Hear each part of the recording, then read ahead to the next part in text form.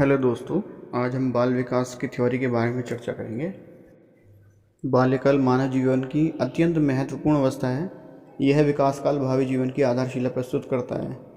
सभी वैज्ञानिकों, शिक्षाशास्त्रियों, दार्शनिकों ने इस अवस्था के महत्व को स्वीकार करते हुए इस बात पर जोर दिया है कि इस आयु में बालक का पालन पोषण और शिक्षण इस प्रकार किया जाए कि वह समाज, समुदाय और राष्ट्र के उत्तम नागरिक के रूप में विकसित हो सके। इसके ऊपर फ्राइड ने कहा है, प्राणी 4-5 साल की उम्र में जो कुछ बनना होता है बन जाता है। फ्राइड ने जो कहा है, इस तरह से कहा है फ्राइड ने, प्राणी 4-5 साल की उम्र में जो कुछ बनना होता है बन जाता है। अच्छा, फ्राइड के अनुसार जीवन की प्रारंभिक और महत्वपूर्ण अवस्था है। फ्राइड के अनुसार जीवन की प्रारंभिक अवस्था महत्वपूर्ण अवस्था है। कुछ समय पूर्व तक समाज की ये धारणा थी कि मनुष्य शिशु शारीरिक रूप से प्राणों के समान ही होता है, जो कि विकास क्रम में धीरे धीरे प्राणों के रूप में परिवर्तित हो जाता है। व्यक्तियों की इसी धारणा के कारण बाल विकास तथा बाल मन के अध्ययन की आवश्यकता है। दार्शनिकों के प्रयासों से धीरे धीरे बाल अध्ययन और बाल विकास के महत्व को समझा जाने लगा, जिसके बाद बाल मन तथा बाल विकास के अध्ययन के लिए स्वतंत्र रूप से अलग अलग शाखाओं को आविर्भाव हुआ, जिन्हें बाल मनोविज्ञान और विकासात्मक मनोविज्ञान के नाम से जाना गया। बाल मनोविज्ञान दो शब्दों से मिलकर बना होता है, बाल और मनोविज्ञान से। बाल का अर्थ है बालक, अर्थात वह प्राणी जो प्राण की श्रेणी में नहीं आता है उसे बालक की श्रेणी में रखा जाता है। यह भी कह सकते हैं कि गर्भावस्था से लेकर किशोरावस्था तक की आयु के बच्चों को बालकों की श्रेणी में रखा जाता है। मनोविज्ञान से अभिप्राय मन के विज्ञान से है। अत बाल मनोविज्ञान से तात्पर्य विज्ञान की उस शाखा से है जो बालकों के मन का अध्ययन गर्भावस्था से लेकर किशोरावस्था तक करती है। इसमें बालकों के मन का मतलब जो है वो बालक के व्यवहार का है। तो हम इस तरह से भी कह सकते हैं कि बालकों के व्यवहारों का अध्ययन गर्भावस्था से लेकर किशोरावस्था तक करती है। बाल मनोविज्ञान के अर्थ को स्पष्ट करने के लिए विभिन्न मनोवैज्ञानिकों ने अनेक परिभाषाएं दी हैं। उनमें से कुछ जो है वो इस तरह से हैं। क्रो और क्रो के अनुसार बाल मनोविज्ञान वह वैज्ञानिक अध्ययन है जो व्यक्ति के विकास का अध्ययन गर्भकाल की प्रारंभिक अवस्था से किशोरावस्था तक करता है। फिर जो है जेम्स ड्रेवर के अनुसार है। जेम्स ड्रेवर ने क्या कहा है, उन्होंने कहा है बाल मनोविज्ञान की वह शाखा है जो प्राणी के विकास का अध्ययन जन्म से परिपक्वता तक करती है। यानी कि बाल मनोविज्ञान की वह शाखा है जो प्राणी के विकास का अध्ययन जन्म से परिपक्वता तक करती है। उपयुक्त परिभाषाओं से स्पष्ट है कि बाल मनोविज्ञान बालकों के विकास और व्यवहार के सभी पक्षों का अध्ययन गर्भावस्था से किशोरावस्था तक वैज्ञानिक तरीकों से करता है। प्राणी का जीवन जन्म से नहीं अपितु गर्भाधान के समय से ही प्रारंभ होता है। अतः बालक मनोविज्ञान इसी विकास का अध्ययन गर्भावस्था से किशोरावस्था तक करता है। बाल विज्ञान में विकासात्मक मनोविज्ञान जो है, बाल मनोविज्ञान और विकासात्मक मनोविज्ञान को एक ही अर्थ में लिया जाता है, किंतु दोनों में पर्याप्त अंतर है। बाल मनोविज्ञान बालक के विकास का अध्ययन केवल किशोरावस्था तक ही करता है, जबकि विकासात्मक मनोविज्ञान अत्यंत विस्तृत और व्यापक है। यह प्राणी के विकास का अध्ययन जन्म पूर्व से लेकर जीवन पर्यंत करता है। विकास एक क्रमिक प्रक्रिया है जो जीवन पर्यंत किसी न किसी रूप में चलती रहती है। विकास क्रम में होने वाले परिवर्तन समान नहीं होते हैं। जीवन की प्रारंभिक अवस्था में रचनात्मक परिवर्तन होते हैं, क्योंकि जीवन के पूर्वार्ध में वृद्धि तीव्र गति से होती है।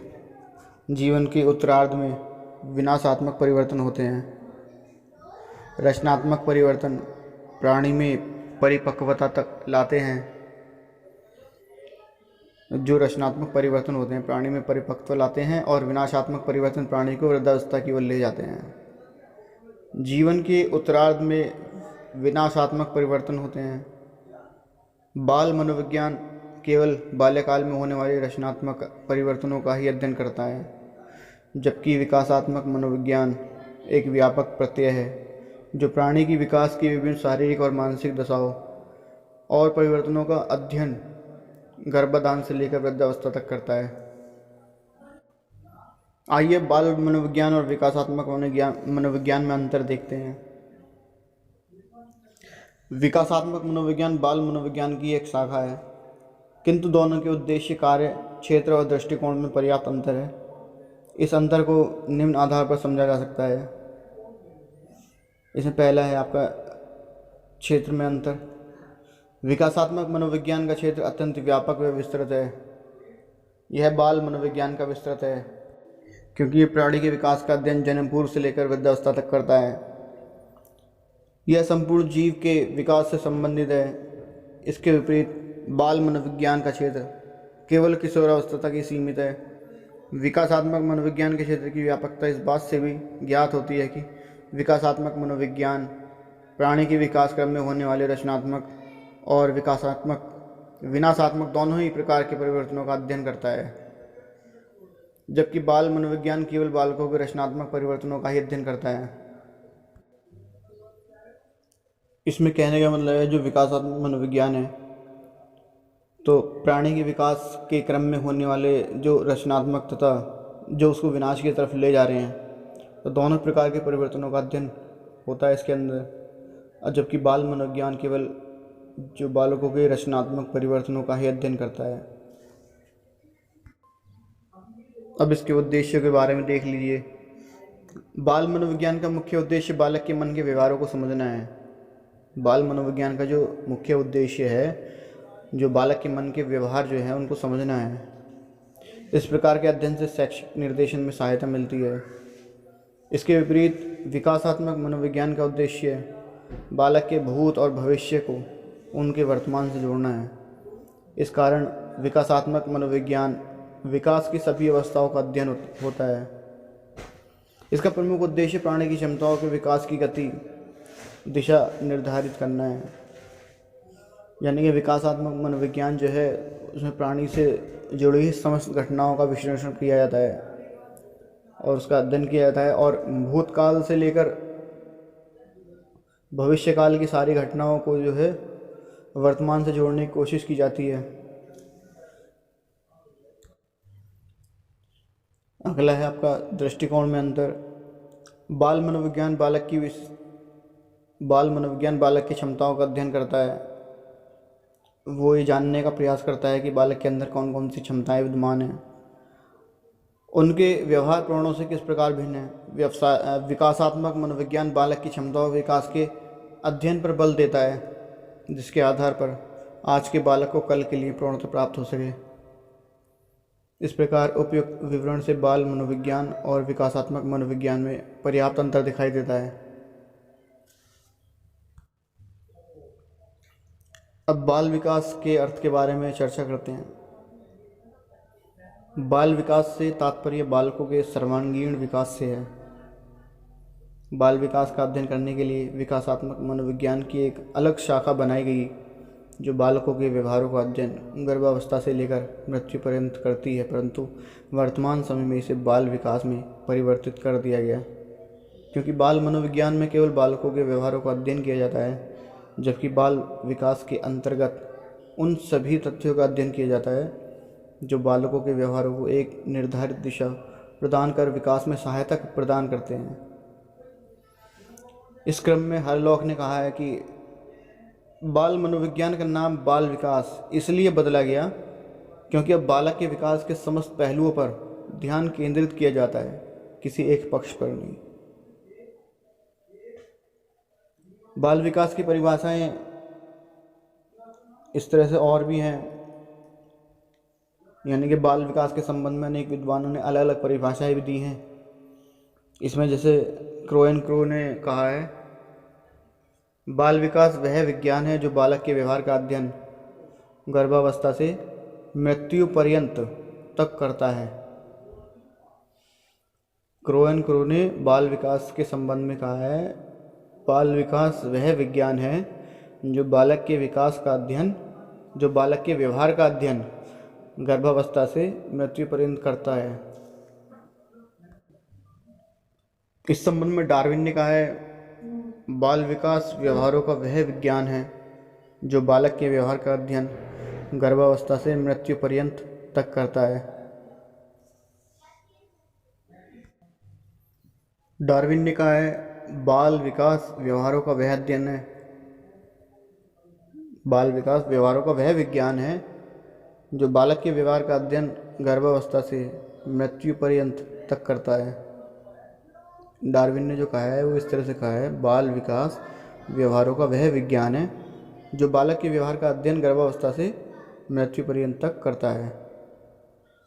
तो हरलॉक ने कहा है इसके बाद में जो है हरलॉक ने कहा है बाल विकास मनोविज्ञान की वह शाखा है जो गर्भाधान से लेकर मृत्यु पर्यंत होने वाले मनुष्य के विकास की विभिन्न अवस्थाओं में होने वाले परिवर्तनों का अध्ययन करता है। हरलॉक ने कहा है बाल विकास मनोविज्ञान की वह शाखा है जो गर्भाधान से लेकर मृत्यु पर्यंत होने वाले मनुष्य के विकास की विभिन्न अवस्थाओं में होने वाले परिवर्तनों का अध्ययन करता है।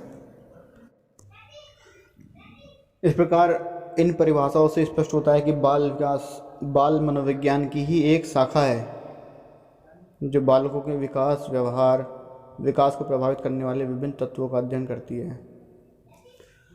अब बाल विकास के क्षेत्रों के बारे में देखते हैं। बाल विकास का क्षेत्र अत्यंत ही विस्तृत और व्यापक है।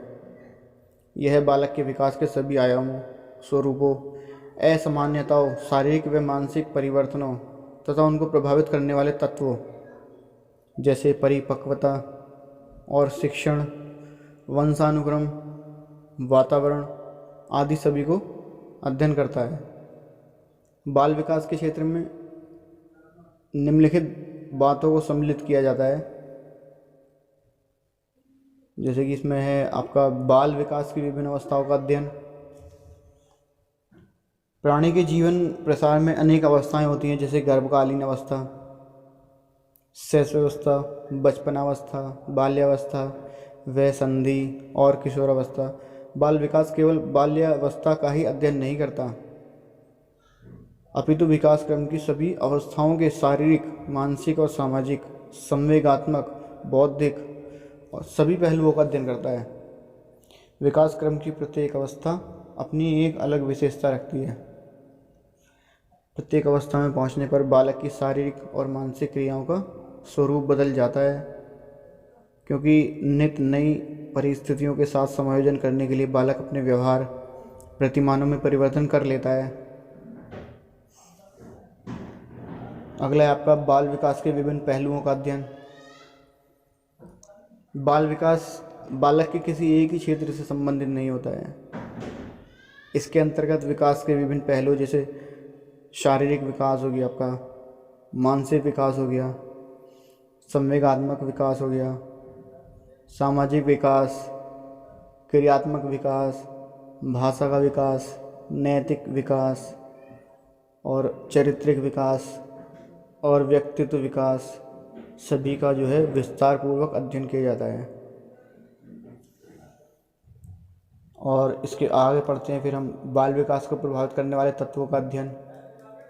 तो बाल विकास उन सभी तत्वों का अध्ययन करता है जो बालक के विकास को प्रत्यक्ष या अप्रत्यक्ष रूप से प्रभावित करते हैं। बालक के विकास पर प्रमुख रूप से वंश, परंपरा और वातावरण तथा परिपक्वता और शिक्षण का प्रभाव पड़ता है।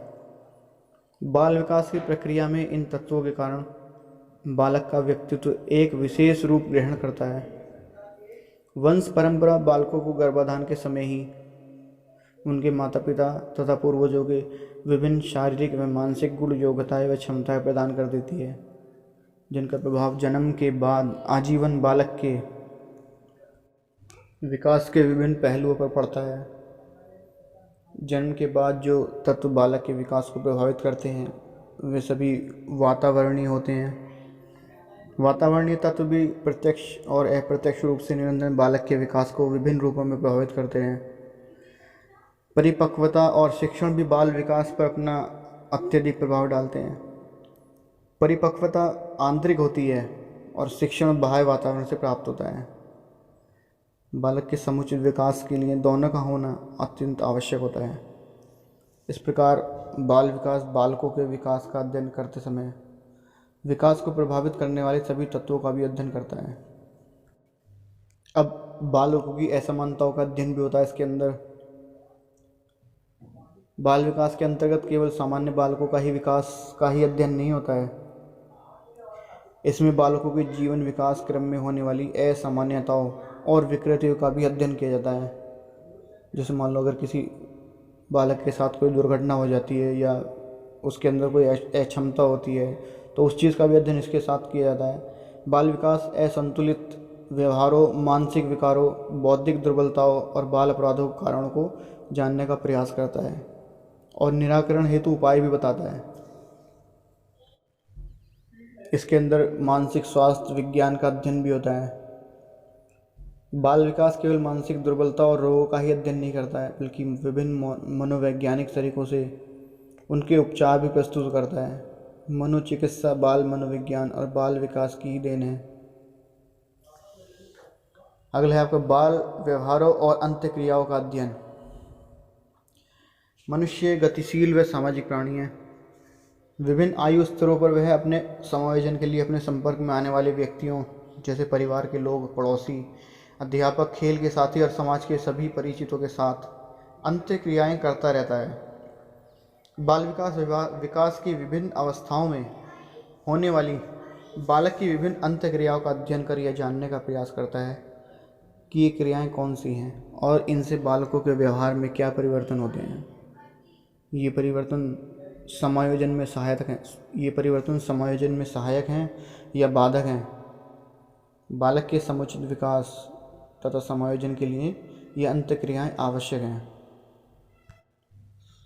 बाल विकास के अंदर उन बालक की रुचियों का अध्ययन भी किया जाता है। बाल विकास बालकों की रुचियों का अध्ययन कर उन्हें शैक्षिक और व्यावसायिक निर्देशन प्रदान करता है। रुचियाँ एक अर्जित व्यवहार है। रुचियाँ जो है वो एक अर्जित व्यवहार है, वो जन्मजात व्यवहार नहीं होती है बल्कि सीखी जाती हैं। इसमें एक चीज़ बात ध्यान रखने वाली है, बहुत ये अक्सर एग्ज़ाम में आते हैं कि रुचियाँ जो है वो एक अर्जित व्यवहार है, वो जन्मजात नहीं होती है बल्कि सीखी जाती है। रुचियाँ कार्य करती हैं और लक्ष्य की पूर्ति को आसान बनाती हैं। यदि बालक को किसी कार्य में रुचि होती है तो वह उसे शीघ्रता से अधिक मनोयोग के साथ पूरा कर लेता है। अगला इसमें आपका बालकों के विभिन्न मानसिक क्रियाओं का अध्ययन। बाल विकास बालकों के बौद्धिक विकास की विभिन्न मानसिक प्रक्रियाओं जैसे अधिगम, कल्पना, चिंतन, तर्क, स्मृति, प्रत्यक्षीकरण आदि का अध्ययन करता है। बाल विकास यह जानने का प्रयास करता है कि विभिन्न आयु स्तरों में ये मानसिक प्रक्रियाएं किस रूप में पाई जाती हैं और उनके विकास की गति क्या होती है। इसी के आधार पर मानसिक प्रक्रियाओं का विकास किया जाता है। इसमें आपका बालकों की वैयक्तिक विभिन्नताओं का अध्ययन। यद्यपि सभी आयु स्तर पर बालक का एक निश्चित प्रतिरूप होता है, लेकिन फिर भी प्रत्येक क्षेत्र में सभी बालकों का विकास एक निश्चित प्रतिरूप होता है। शारीरिक विकास में कुछ बालक अधिक लंबे, कुछ नाटे तथा कुछ सामान्य लंबाई के होते हैं। इसी प्रकार मानसिक विकास में भी कुछ प्रतिभाशाली, कुछ सामान्य और कुछ मंदबुद्धि होते हैं। इस प्रकार कुछ सामाजिक तथा बहिर्मुखी होते हैं जबकि कुछ अंतर्मुखी होते हैं। अतः विकास के सभी क्षेत्रों में व्यक्तिगत विभिन्नता पाई जाती है। बाल विकास में बालकों के व्यक्तित्व का मूल्यांकन भी किया जाता है। बाल विकास के अंतर्गत बालकों की विभिन्न शारीरिक और मानसिक योग्यताओं का मापन और मूल्यांकन किया जाता है। योग्यताओं के मापन और मूल्यांकन के लिए बाल विकास के क्षेत्र में मनोवैज्ञानिकों द्वारा नित्य नए वैज्ञानिक तथा प्रमाणीकृत परीक्षणों का निर्माण किया जाता है। ये परीक्षण विभिन्न आयु स्तरों पर बालकों की योग्यताओं का मापन कर उनके व्यक्तित्व का मूल्यांकन करते हैं। बाल विकास के क्षेत्र में जो बालक है और अभिभावक है तो उनके संबंधों का अध्ययन भी किया जाता है। जन्म के पश्चात सबसे पहले बालक को अपने माता पिता का संरक्षण प्राप्त होता है। बालक के व्यक्तित्व निर्धारण और समुचित विकास में माता पिता का महत्वपूर्ण योगदान होता है। जिन बालकों के संबंध अपने माता पिता के साथ अच्छे नहीं होते हैं वे अक्सर कुसमायोजित और अपराधी प्रवृत्ति के हो जाते हैं। बाल विकास बालक अभिभावक संबंधों के निर्धारक तत्वों तथा समस्याओं और उनके निराकरण का अध्ययन कर माता पिता तथा बालकों के बीच अच्छे संबंध विकसित करने का प्रयास करता है, जिससे बालक परिवार, समाज व राष्ट्र के अच्छे नागरिकों के रूप में विकसित हो सके। अब बाल विकास के जो अध्ययन है उनका महत्व देख लेते हैं। वर्तमान समय में बाल विकास भी अन्य सामाजिक विज्ञानों की तरह एक स्वतंत्र विज्ञान है। इसका अध्ययन संपूर्ण मानव विकास की इकाई माना जाता है। क्रो एंड क्रो ने कहा है, व्यक्ति तथा समाज के कल्याण के क्षेत्र में रुचि रखने वाले मनोवैज्ञानिक, शिक्षक, अभिभावक, सामाजिक कार्यकर्ता बालकों के अध्ययन को महत्व देने लगे हैं। बालक व्यक्ति का पिता है। बालक के प्रथम 6 वर्ष महत्वपूर्ण होते हैं। आदि लोकोक्तियों ने बाल विकास के अध्ययन के महत्व को बढ़ाया ही है। बाल विकास का अध्ययन जो है वो सभी के लिए उपयोगी है। बाल विकास किसी भी समाज व राष्ट्र की आधारशिला है। बालक होता है वो किसी भी समाज और राष्ट्र की आधारशिला होता है। उनका स्वास्थ्य, विकास, समाज व राष्ट्र के प्रति योगदान। माता पिता भी बाल अध्ययन के द्वारा अपने बच्चे को समाज के अच्छे नागरिक के रूप में विकसित कर सकते हैं। उसकी प्रतिभाओं को जानकर उसकी शिक्षा की उचित व्यवस्था कर सकते हैं। बाल विकास का अध्ययन माता पिता तथा अन्य लोगों के लिए निम्न रूपों से लाभकारी हो सकता है। विकासात्मक क्रियाओं का ज्ञान प्राप्त होना।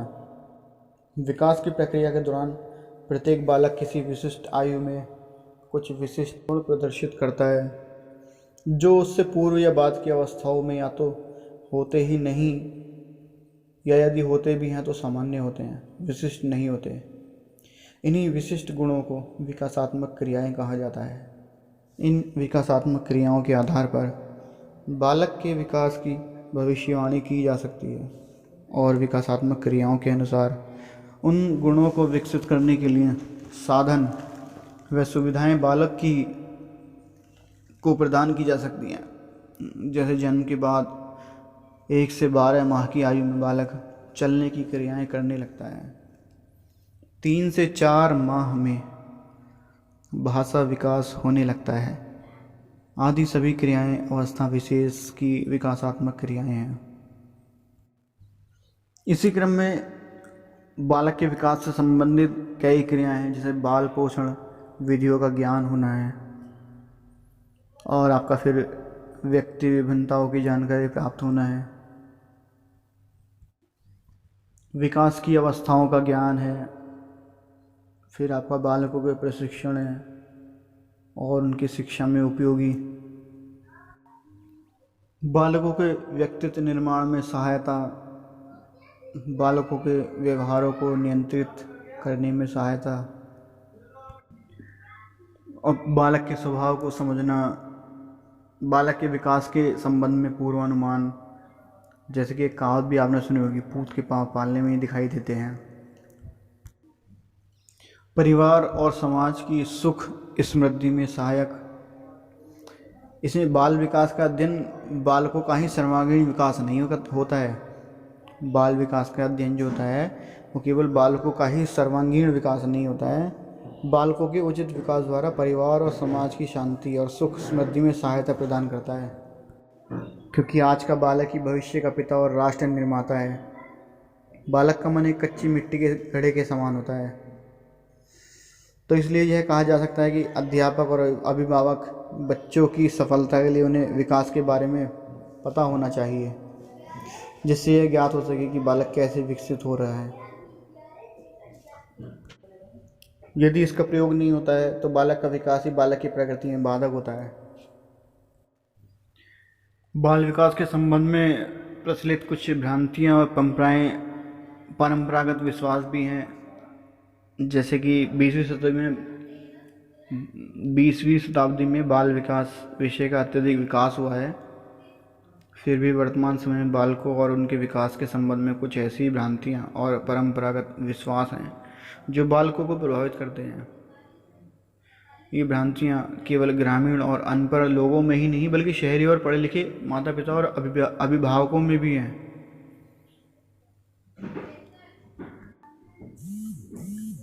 इन भ्रांतियों में जैसे बाल्यावस्था के संबंध में कहते हैं, बालक प्रौढ़ व्यक्ति का ही लघु रूप है, यानी कि जो बालक है वो वयस्क का ही एक छोटा रूप माना जाता है।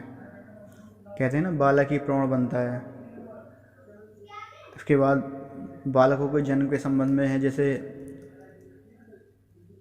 कहते हैं कुछ लोग मानते हैं कि शुभ नक्षत्र में पैदा होने वाला बच्चा भाग्यशाली होता है और उसका जीवन स्वयं के लिए तथा परिवार के लिए मंगलकारी होता है। इस प्रकार जो बच्चा अशुभ नक्षत्र में पैदा होता है वह अमंगलकारी होता है तथा उसका जीवन परिवार तथा स्वयं के लिए कष्टप्रद होता है। इस प्रकार सप्ताह के विभिन्न दिनों में जन्म लेने के संबंध में भी अलग अलग अवधारणाएं और परंपरागत विश्वास है। एक अवधारणा वंशानुक्रम के संबंध में है, जैसे कहते हैं कि जैसे माँ बाप होते हैं उनकी वैसी ही औलाद बनती है। जैसे अगर मानते हैं कि माँ बाप शिक्षित है, सुसंस्कृत है, बुद्धिमान है, तो उनकी औलादें भी जो है, संतानें भी जो हैं सभ्य होंगी, सुसंस्कृत होंगी। अगर कोई माँ बाप मूर्ख प्रकार के हैं, दुराचारी हैं, तो मानते हैं कि उनकी संतानें भी जो है मूर्ख और दुराचारी बनेंगी। इस प्रकार कहते हैं कि जैसे बीज है वैसे वृक्ष बनेगा, उसे अच्छा बनाने की प्रयास की आवश्यकता नहीं है। एक कहावत भी है कि बोया पेड़ बबूल का तो आम कहाँ से आएगा। तो इस तरह से ये वंश के क्रम के संबंध में भी कुछ पूर्व अवधारणाएं हैं। इन अवधारणाओं के संबंध में वुडवर्थ ने भी कहा है कि आनुवांशिकता और वातावरण का संबंध जो है जोड़ के समान नहीं बल्कि गुणनफल के समान होता है।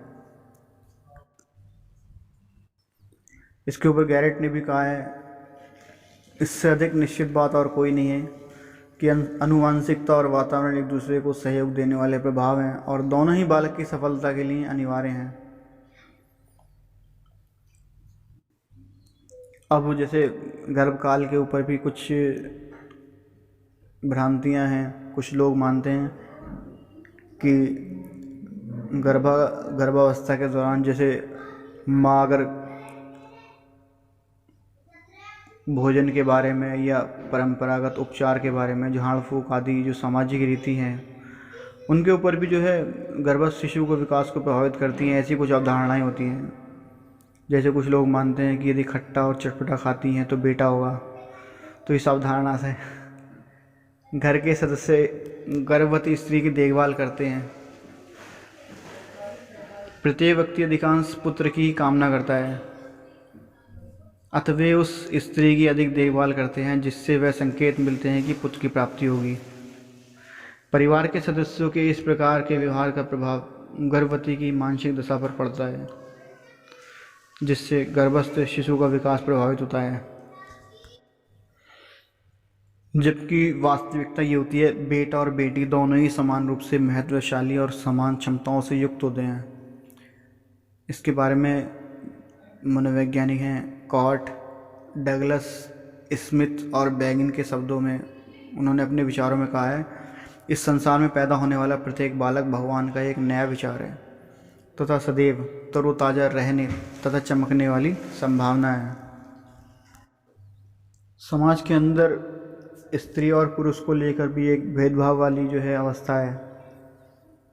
जैसे मानते हैं कि स्त्री निर्बल होती है और पुरुष जो है सबल होता है।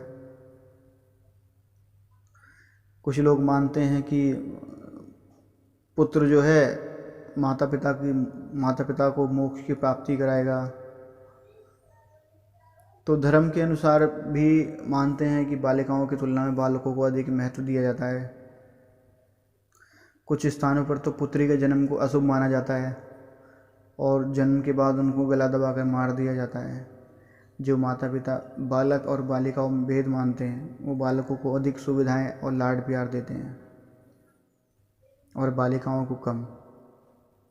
माता पिता की यह भावना बालिकाओं में हीन भावना का विकास करती है और उनके विकास को अवरुद्ध करती है, किंतु माता पिता की यह भ्रांति बालक और बालिकाओं दोनों को समुचित विकास नहीं कर पाती, क्योंकि अधिक लाड प्यार पाकर बालक अधिक घमंडी हो जाता है।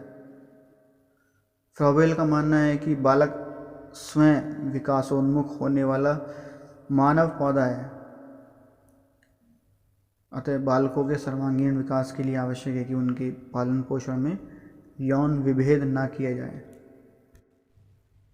अब जो है बाल्यावस्था की विशेषताओं को देख लेते हैं। बाल्यावस्था को 6 से 12 वर्ष तक माना जाता है। हरलाक ने इसे 6 वर्ष से लेकर 12 वर्ष तक के बीच का समय माना है। इस अवस्था में बाल्यावस्था की प्रमुख विशेषताओं को कुछ बिंदुओं के द्वारा व्यक्त किया जा सकता है, जैसे कि आपका एक शारीरिक व मानसिक स्थिरता। बालक के शारीरिक और मानसिक विकास में 6 या 7 वर्ष की आयु के बाद स्थिरता आ जाती है। वह स्थिरता उसकी शारीरिक व मानसिक शक्तियों को दृढ़ता प्रदान करती है। फलस्वरूप उसका मस्तिष्क परिपक्व सा और वह स्वयं वयस्क जान पड़ता है, यानी कि उसका जो मस्तिष्क है वो परिपक्व हो जाता है और वो स्वयं को अपने आप को वयस्क जैसे बड़े लोगों की तरह महसूस करने लगता है। इसलिए रॉस ने बाल्यावस्था को मिथ्या परिपक्वता का काल बताते हुए लिखा है। शारीरिक और मानसिक स्थिरता बाल्यावस्था की सबसे महत्वपूर्ण विशेषता है। बाल्यावस्था के विकास का महत्व अत्यधिक है। इस अवस्था में विकास का अध्ययन अनेक महत्वपूर्ण तथ्यों को प्रकट करता है। कैरल ने कहा है, बालक के शारीरिक विकास और उसके सामान्य व्यवहार का सह संबंध इतना महत्वपूर्ण होता है कि यदि हम समझाना चाहें कि भिन्न भिन्न बालकों में क्या समानताएं हैं, क्या भिन्नताएं हैं, आयु वृद्धि के साथ व्यक्ति में क्या क्या परिवर्तन होते हैं, तो हमें बालकों के शारीरिक विकास का अध्ययन करना होगा। इसी क्रम में बालकों के अंदर मानसिक योग्यताओं की वृद्धि होती है, जिज्ञासा की प्रबलता आती है और जो उनका वास्तविक जीवन से जो संबंध वो जुड़ता जाता है। बालक जो है रचनात्मक कार्यों में आनंद लेते हैं। वास्तविक जीवन से जुड़ने के संबंध में स्ट्रैंग ने कहा है, बालक अपने को अति विशाल संसार में पाता है और उसके बारे में जल्दी से जल्दी जानकारी प्राप्त करना चाहता है। रचनात्मक कार्यों में बालकों में नई जो रचनात्मक कार्यों के प्रति रुचि उत्पन्न होती है, जैसे बगीचे में काम करना और औजारों के साथ खेलना, और ऐसी लड़कियां हैं तो सिलाई सीना या पिरोना या कढ़ाई करने के लिए उनका मन करता है। इसी क्रम में सामाजिक गुणों का विकास भी होता है, जैसे वो छोटे छोटे कार्यों में सहयोग देना शुरू कर देते हैं और सद्भावना, सहनशीलता आदि का जो है उनके अंदर विकास होता है। नैतिक गुणों का विकास होता है उनके अंदर, यानी वो थोड़ी अच्छाई की तरफ अग्रसित होते हैं, बुराई को पहचानने लगते हैं और अगर कोई अन्याय करता है तो उसके प्रति वो अपनी जो है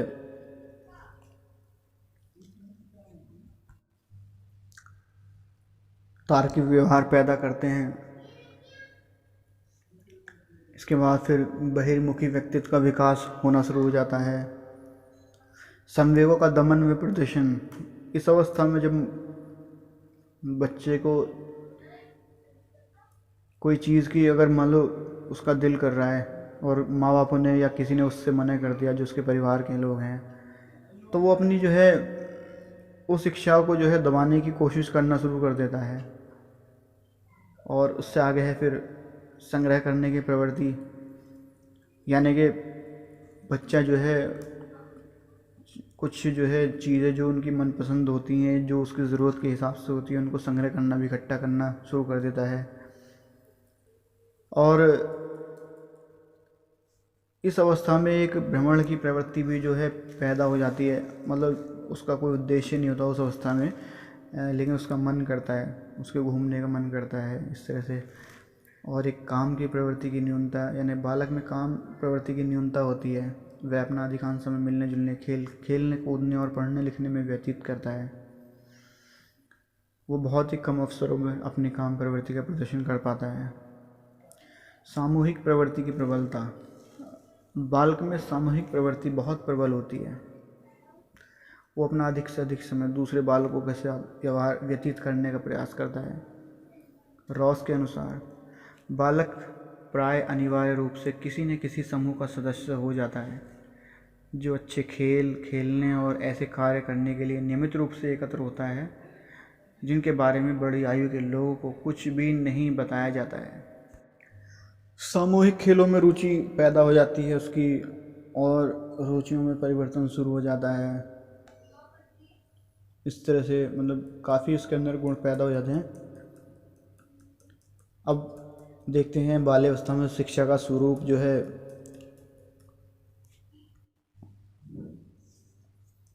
बाल्यावस्था में शिक्षा का स्वरूप जो है इस तरह से होना चाहिए जो बालक के रुचियों के ऊपर डिपेंड हो। बाल्यावस्था में बालक की रुचि विषय के प्रति बढ़ जाती है। इस अवस्था में जो है बालक के उपयुक्त विषयों का चुनाव बहुत ही महत्वपूर्ण हो जाता है। रोचक विषय सामग्री का चुनाव, पाठ्य विषय और शिक्षण विधि में परिवर्तन, जिज्ञासा की संतुष्टि, सामूहिक प्रवृत्ति की तुष्टि, रचनात्मक कार्य की व्यवस्था, पाठ्यक्रम सहगामी क्रियाओं की व्यवस्था,